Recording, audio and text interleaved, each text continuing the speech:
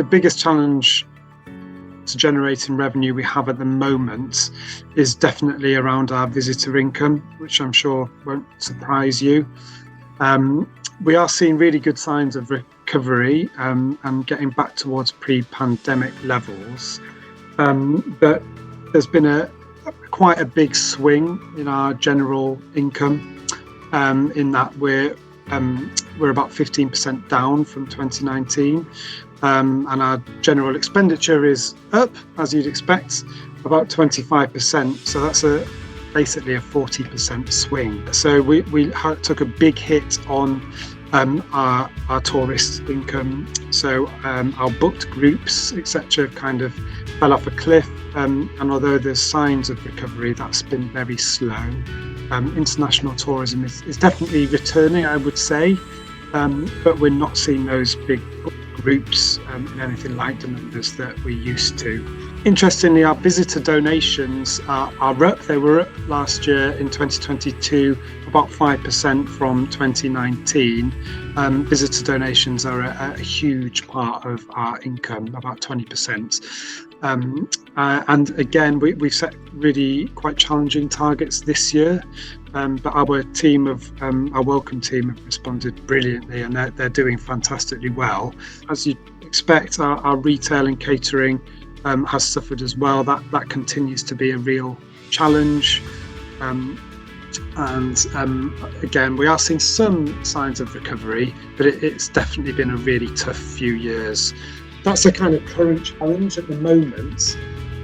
But what is looming in the distance is around our property income. So the Cathedral has around 60 properties, all of which are listed.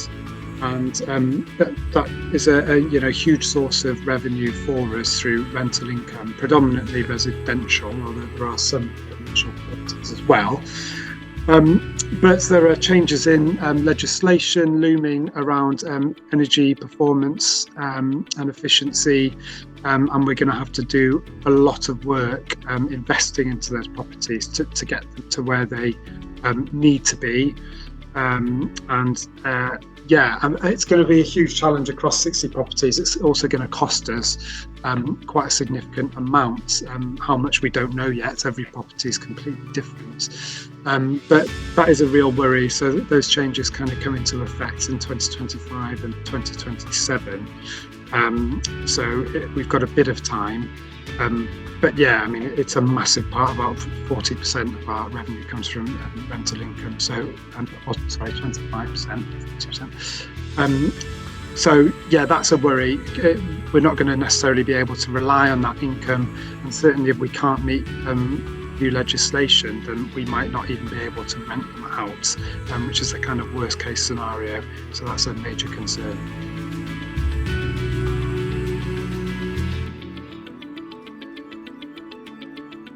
I think the biggest opportunity is the current challenge. It is around visitor income. We are seeing really good signs of recovery, as I mentioned.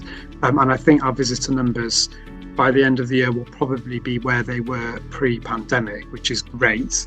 And as I say, our visitor donations are up. We're also seeing a really good response to some of the events that we're putting on. Certainly a kind of regional and local audience has responded brilliantly to that. When we have large-scale installations, particularly something like a Luke Jerram or what have you, it does attract really high footfall, and that provides amazing opportunities to benefit from visitor spend across, whether it's donations, whether it's gift shop or the Monk's Kitchen, our cafe, or other visitor spend on top of that. There are real opportunities there. So I think, really maximising the visitor income that we can secure through our programming, and just also through our kind of seasonal offer across the summer and then into Christmas, Easter, etc. We're really seeing people respond to those, so that's quite exciting.